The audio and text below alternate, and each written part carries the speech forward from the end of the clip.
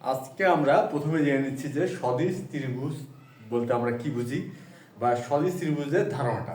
প্রথমে আমরা আলোচনা করব সদিশ ত্রিভুজ বিষয় বা সদিশ ত্রিভুজ নিয়ে। এরপর আমরা সদিশ ত্রিভুজের ধারণা ব্যবহার করে আজকে আমাদের যে জ্যামিতিক প্রমাণটা আমরা করতে যাচ্ছি সেই প্রমাণটা আমরা করব। আচ্ছা, তাহলে প্রথমে আমরা কি জেনে নিচ্ছি সদিশ ত্রিভুজের ধারণা। প্রথমে আমরা যে কোনো দুইটি ত্রিভুজ অঙ্কন করি। একটা হচ্ছে এবিসি ত্রিভুজ আর একটা ধরা যায় P Q R. P Q R এই দুটি ত্রিভুজ, একটা কি এবিসি আর একটা হচ্ছে পি কিউ আর। এখন আমরা আলোচনা করবো কি না সদিশ ত্রিভুজ নিয়ে বা ত্রিভুজের সদৃশ্যতা নিয়ে। আচ্ছা, কোন ক্ষেত্রে আমরা এই ত্রিভুজ দুটিকে সদিশ বলতে পারি, এটা হচ্ছে একটা জানার বা বোঝার বিষয় যে কোন ক্ষেত্রে দুইটি ত্রিভুজকে আমরা সদিশ বলতে পারি। এখানে আমাদের ত্রিভুজ হচ্ছে এবিসি আর পি কিউ আর। তাহলে কখন আমরা এবিসি এবং পি কিউ আর এই যে দুটি ত্রিভুজ আছে এই ত্রিভুজ দুটিকে আমরা সদিশ বলতে পারবো। তখনই আমরা এই ত্রিভুজ দুটিকে সদিশ বলতে পারবো যদি এই ত্রিভুজদ্বয়ের কোণগুলো সমান হয়। কি হয়? এই ত্রিভুজদ্বয়ের কোণগুলো সমান হয়। যদি এই ত্রিভুজদ্বয়ের কোণগুলো সমান হয়, অর্থাৎ ত্রিভুজ এবিসি এর তিনটি কোণ আর ত্রিভুজ পি কিউ আর এর তিনটি কোণ যদি পরস্পর সমান হয় তবে ত্রিভুজদ্বয়কে আমরা সদিশ বলতে পারি। আচ্ছা, বিষয়টা আমরা একটু দেখে নিচ্ছি। ত্রিভুজ এবিসি ও ত্রিভুজ পি কিউ আর এ কোণ বিএসি সমান সমান কোণ হচ্ছে মনে করো কিউ পি আর, যে কোণ বিএসি সমান কিউ পি আর, অর্থাৎ এই কোণটা এই কোণের সমান। তারপরে কোণ হচ্ছে এবিসি সমান হচ্ছে পি কিউ আর, অর্থাৎ বি কোণটা কিউ কোণের সমান। আর হচ্ছে কোণ এসিবি সমান সমান হচ্ছে পি আর কিউ। এসিবি হচ্ছে পি আর কিউ। তাহলে ব্যাপারটা কি দাঁড়ালো যে ত্রিভুজ এবিসি এবং ত্রিভুজ পি কিউ আর এই দুটি ত্রিভুজের তিনটি করে কোণ সমান। সেই ক্ষেত্রে আমরা ত্রিভুজদ্বয়কে কি বলতে পারবো? সদিশ বলতে পারবো। অতএব ত্রিভুজ এবিসি ও ত্রিভুজ পি কিউ আর সদিশ। এই ক্ষেত্রে ত্রিভুজদ্বয়কে আমরা কি বলতে পারবো? সদিশ বলতে পারবো। আচ্ছা, তা এই তো গেল সদিশতার বিষয়টা। আর যদি দুটি ত্রিভুজ সদিশ হয় এখান থেকে কি সিদ্ধান্ত নেওয়া যেতে পারে? হ্যাঁ, এখান থেকে আমরা এই সিদ্ধান্তটা নিতে পারবো যে যদি দুটি ত্রিভুজ সদিশ হয় তাহলে তাদের অনুরূপ বাহুদ্বয়ের অনুপাত সমান হবে। কি হবে? তাদের অনুরূপ বাহুদ্বয়ের অনুপাত সমান হবে। এখন কথা হচ্ছে অনুরূপ বাহু বলতে আমরা আসলে কি বুঝি? অনুরূপ বাহু, অনুরূপ বাহু হচ্ছে সমান সমান কোণের বিপরীত বাহু। বিষয়টা কি? সমান সমান কোণের বিপরীত বাহুদ্বয়। বিপরীত বাহু, সমান সমান কোণের বিপরীত বাহু হচ্ছে অনুরূপ বাহু বা বাহুদ্বয়। যেহেতু অনুরূপ বাহু ধারণার তো একটি বাহু নিয়ে না, দুইটি বাহু নিয়ে, এর জন্য আমরা বাহুদ্বয় লিখলাম। তাহলে সমান সমান কোণের বিপরীত বাহুদ্বয় হচ্ছে পরস্পর অনুরূপ বাহু। এখন আমরা বিষয়টা চিত্রের সাথে বোঝার চেষ্টা করি। যেমন এখানে কি কোণ বিএসি সমান হচ্ছে কোণ পি কিউ আর। তাহলে বিএসি, তাহলে এই বিএসি কোণের বিপরীত হচ্ছে বিসি। আর কিউপিআর এই কোণটির বিপরীত বাহু হচ্ছে কিউ আর। আর আমরা কি বললাম? এটাই বললাম যে অনুরূপ বাহুদ্বয়ের অনুপাত সমান হয়। কি হয়? অনুপাত সমান। তাহলে ব্যাপারটা কি হবে? বিসি বাই হচ্ছে কিউ আর সমান হবে, তাহলে সমান চিহ্ন দিলাম। এখানে কি কোণ বি আর এখানে হচ্ছে কোণ কিউ, এই কোণ দুটি সমান। তাহলে বি কোণের বিপরীত বাহু কোণটি? এসি, এখানে লিখলাম এসি। আর কিউ কোণের বিপরীত বাহু কোণটি? পি আর, তাহলে এখানে লিখলাম আমরা পি আর সমান। আর সি কোণের বিপরীত বাহু, সি কোণের বিপরীত বাহু হচ্ছে এবি, এবি, আর হচ্ছে আর কোণের বিপরীত বাহু হচ্ছে পি কিউ, পি কিউ। এই হচ্ছে অনুরূপ ভর অনুপাত সমান তার যে আমাদের যে ধারণাটা, তার এটার গাণিতিক প্রকাশ আমরা বলতে পারবো। এটা আমরা গাণিতিকভাবে প্রকাশ করলাম এইভাবে, বিপরীত বাহুর বা অনুরূপ বাহুর হচ্ছে অনুপাত সমান, আর বিপরীত বাহু বিষয়টা কি, সমান সমান কোণের বিপরীত বাহু অনুরূপ হয়। তা এই তো গেল সদৃশতার ধারণা, এই হচ্ছে আমাদের অনুরূপ বাহুর ধারণা, আর এই হচ্ছে আমাদের অনুরূপ বাহুদের অনুপাত সমান সেই ধারণাটি। তা আমরা সদিশ ত্রিভুজ বিষয়ক যে ধারণাটা আমাদের জানা দরকার ছিল, সেটা আমরা এখানে চিত্রের সাহায্যে যতটা সম্ভব ভালো মতো বোঝার চেষ্টা করলাম। আর কেন করলাম, এই জন্যই করলাম যাতে আজকে আমাদের প্রমাণটা আমরা ভালো মতো বুঝতে পারি। আচ্ছা, এখন আমরা চলে যাচ্ছি যে আমাদের আজকের যে জ্যামিতিক যে সমস্যাটা, সেই সমস্যাটা বা কি, তারপরে সেটা আমরা প্রমাণটা শুরু করি। আজকে আমাদের যে জ্যামিতিক যে বিষয়টা নিয়ে আমরা প্রমাণ করব, সেটা হচ্ছে এবিসি ও ডিএফ সদিশকোণী ত্রিভুজ দ্বয়ের উচ্চতা এম ও ডিএন। আচ্ছা, তার দুটি ত্রিভুজ যারা কিনা সদিশকোণী আর উচ্চতা বলা হয়েছে এম ও ডিএন হলে প্রমাণ করতে হবে যে এম অনুপাত ডিএন সমান এবি অনুপাত ডিই। আচ্ছা, এম অনুপাত ডিএন এবি অনুপাত ডিই। তাহলে এই তো গেল আজকে আমাদের প্রশ্নটা। আর এখানে বলা হয়েছে সদিশকোণী ত্রিভুজ দ্বয়। যেহেতু সদিশকোণী বলা হয়েছে, এটা হচ্ছে এই যে সদিশের ধারণা, তিনটা কোণ যদি সমান হয় তাহলে সদিশকোণী ও সদিশ হয়। যেহেতু এখানে সদিশকোণী বলা হয়েছে, তাহলে এই ত্রিভুজ দ্বয়ের তিনটি কোণই সমান। আর এই হলো উচ্চতা। উচ্চতার ধারণা কি, যে কোনো ত্রিভুজের শীর্ষ থেকে বিপরীত বাহুর উপর অঙ্কিত লম্বটাই হলো উচ্চতা। আচ্ছা, শীর্ষ থেকে বিপরীত, এই তো শীর্ষবিন্দু থেকে বিপরীত বাহুর উপর একটা লম্ব অঙ্কন করছি, এই লম্বটাই হবে উচ্চতা। তাহলে এখন আমরা আমাদের যে প্রমাণের উপযোগী একটা চিত্র অঙ্কন করি, তারপর আমরা প্রমাণটা শুরু করি।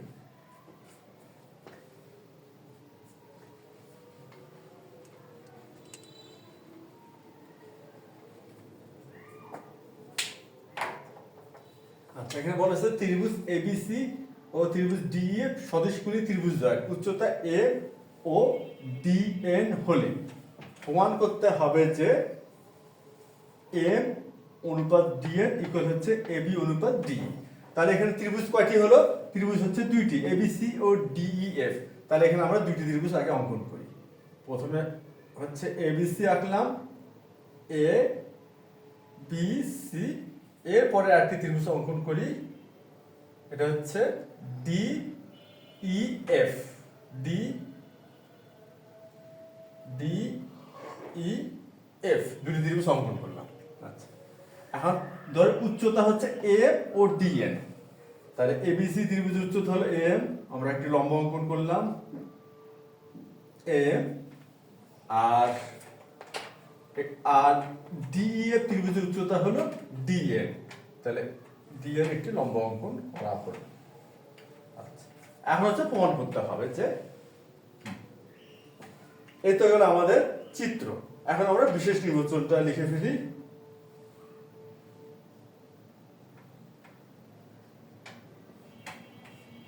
বিশেষ নির্বাচন। তাহলে মনে করি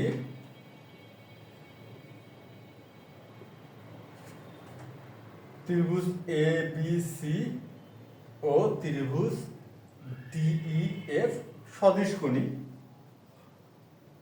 সদিশকোণী। আচ্ছা, যেহেতু ত্রিভুজ দুটি সদিশকোণী, তাহলে ত্রিভুজ এবিসি এর তিনটি কোণ আর ত্রিভুজ ডিইএফ এর তিনটি কোণ কি হবে, সমান হবে। তাহলে আমরা এখানে উল্লেখ করি, সুতরাং কি হবে, কোণ এ সমান কোণ ডি, কোণ বি সমান কোণ ই, আর এবং কোণ সি সমান কোণ এফ হবে। অর্থাৎ ত্রিভুজ এবিসি এর তিনটি কোণ ত্রিভুজ ডিইএফ এর তিনটি কোণের সমান হবে। এখন হচ্ছে ত্রিভুজের উচ্চতা, ত্রিভুজ দ্বয়ের উচ্চতা কি কি বলা হয়েছে? উচ্চতা হচ্ছে এম ও ডিএম, ডিএন, এএম এবং ডিএম।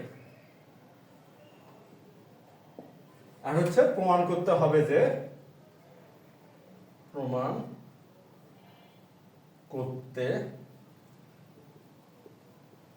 হবে যে এএম অনুপাত ডিএন সমান এবি অনুপাত ডিই। এ হচ্ছে আমাদের প্রমাণের বিষয়। আমরা এখন এই প্রমাণটা করতে যে আমাদের কোনো এক্সট্রা কোনো অঙ্কনের দরকার নেই, আমরা এখন তাহলে সরাসরি প্রমাণটা শুরু করতে পারি।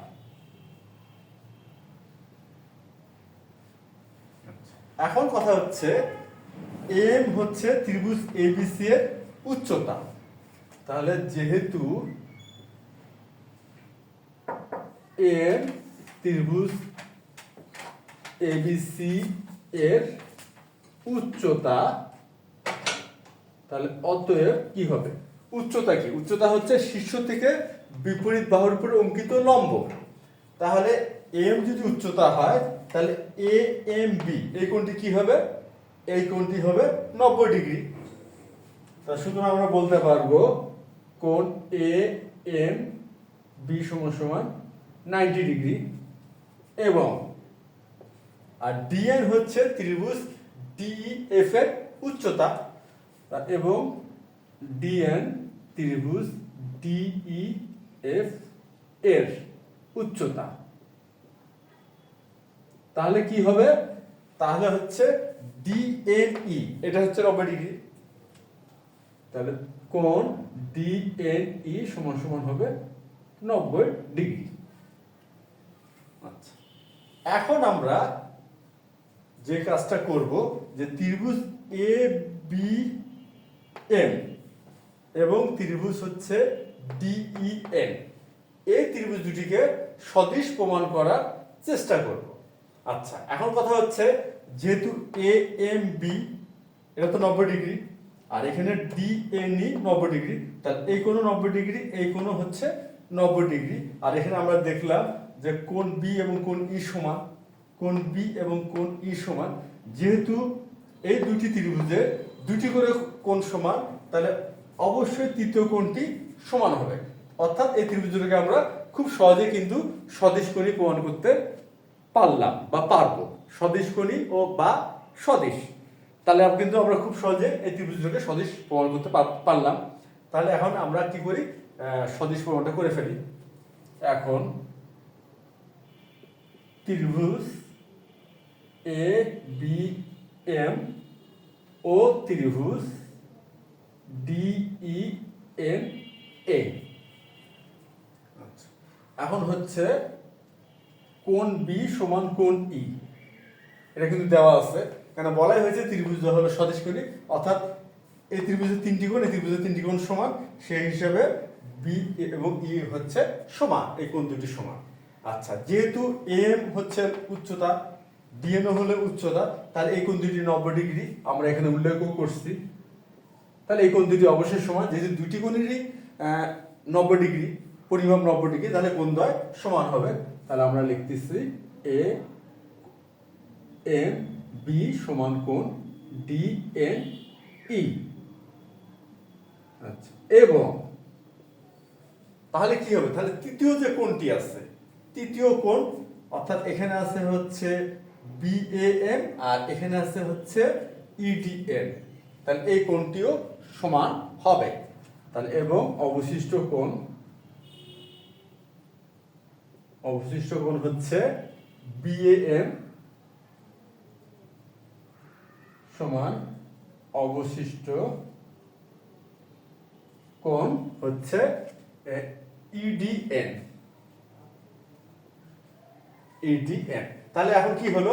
এটাই হলো যে এই ত্রিভুজ এবিএম আর ত্রিভুজ ডিইএন, এই ত্রিভুজ দ্বয়ের কিন্তু তিনটি করে কোণ আমরা সমান দেখাতে পারলাম। যেহেতু তিনটি করে কোণ সমান দেখাতে পারলাম আমরা, তাহলে তো আমরা অবশ্যই অনায়াসে বলতে পারি এই ত্রিভুজ দুটি হলো সদিশ। তাহলে অতএব ত্রিভুজ এবিএম ও ত্রিভুজ ডিইএন সদিশ।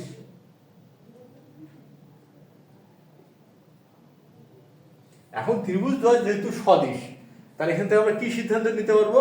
এখান থেকে আমরা এই সিদ্ধান্তটাই নিতে পারবো যে এই ত্রিভুজদ্বয়ের অনুরূপ বাহুর অনুপাত সমান হবে। অনুরূপ বাহুদের অনুপাত কি হবে? সমান হবে। তাহলে এখন আমরা এই ধারণাটা প্রয়োগ করি। সুতরাং এখন অনুরূপ বাহু, এখানে কি আছে? কোণ বি সমান কোণ ই, তাহলে বি, কোণ বি এর বিপরীত বাহু হচ্ছে এম, আর ই, কোণ ই এর বিপরীত বাহু হচ্ছে ডিএন। আচ্ছা, তারপরে এখানে কি এ এম বি, আমরা খেয়াল করি এ এম বি এর বিপরীত বাহু হচ্ছে এবি, আর ডিএনই এই কোণটির বিপরীত বাহু কি? ডিই, ডিই সমান। আর এখানে কি আছে? বিএএম, দেখি আমরা বিএএম এই কোণটির বিপরীত বাহু কিন্তু বিএম। আর এখানে কি আছে? ইডিএন। আচ্ছা, ইডিএন এই কোণটির বিপরীত বাহু হচ্ছে ইএন, তাহলে এটা ইএন লিখলাম। এখানে একটি বিষয় আমাদের অবশ্যই খেয়াল করতে হবে, যেহেতু অনুপাত, অনুপাতের ক্ষেত্রে ক্রম একটা ফ্যাক্ট, ক্রম কি একটা ব্যাপার, অবশ্যই এটা খেয়াল করতে হবে। কি সেটা? সেটা হচ্ছে এমন যে এই যে ত্রিভুজ এবিএম, আমরা এখানে লবে এবিএম ত্রিভুজটির বাহু নিচ্ছি এএম, তার অবশ্যই প্রতিটি ক্ষেত্রেই লবে আমাদের ত্রিভুজ এবিএম এর বাহুগুলো রাখতে হবে, আর হরে থাকবে ত্রিভুজ ডিইএন এর বাহু। কিন্তু আমরা শুরুর সময় যদি একটু অন্যভাবে করতাম, অর্থাৎ আমরা লবে নিলাম হলো ত্রিভুজ ডিইএন এর বাহু, আর হরে নিলাম ত্রিভুজ এবিএম এর বাহু, সেই ক্ষেত্রে আমরা সেই ক্রমটাই ফলো করতাম। অনুপাতের ক্ষেত্রে এই ক্রমটাকে অবশ্যই খেয়াল করতে হবে। এই ক্রম যদি আমরা খেয়াল না করি, তাহলে অনুপাতের ধারণাটা ভুল প্রমাণিত হয়, ভুল হয়ে যায়। আর অনুপাতের ধারণা যদি ভুল হয়ে যায়, তাহলে কিন্তু আমাদের প্রমাণটা হবে না। তাহলে অবশ্যই এটা আমরা ভালো মতোই খেয়াল রাখবো। আচ্ছা, এখন আমরা দেখি আমাদের প্রমাণ আসলে কি করতে হবে। আমাদের আজকে প্রমাণ করতে হবে এ এম অনুপাত ডিএন। এখন খেয়াল করে দেখি এম আর ডিএন কোথায় পাওয়া যাচ্ছে বা কোথায় আছে? এখানে আছে এম ডিএন, আর এই পক্ষে আছে কি? এবি অনুপাত ডিই, এবি ডিই। তাহলে আমাদের এই যে এই ধারণাটা ব্যবহার করলেই হচ্ছে। আমরা তো অনুরূপ বাহুর অনুপাত দিয়ে এই সমীকরণটা বা এই ধারণাটা দাঁড় করে দিতে পারছি। এই ক্ষেত্রে আমরা ব্যবহার করব এখন এই প্রথম দুটিকে। কারণটা কি? এই দুটি ব্যবহার করলে কিন্তু আমাদের প্রমাণটা হয়ে যাচ্ছে। এটা অবশ্যই খেয়াল করতে হবে যে আমরা কিভাবে এটাকে কাজে লাগাবো বা ধারণাটা ব্যবহার করব। তাহলে সেটা ব্যবহার করার জন্য সিদ্ধান্ত আমরা কিভাবে নেব, কি প্রমাণ করতে হবে সেটা খেয়াল করে। তাহলে বা আচ্ছা, এখন লিখি, এখন এম বাই ডিএন ইকুয়াল হচ্ছে এবি বাই ডিই। তাহলে অতএব এখন এটা তো চাইলে আমরা এই ভগ্নাংশ আছে অনুপাত আকারে লিখতেই পারি। তাহলে এটা কি হবে? এ এম অনুপাত ডিএন ইকুয়াল এবি অনুপাত ডিই। আমাদের প্রমাণটা কিন্তু হয়ে গেল। তাহলে প্রমাণিত।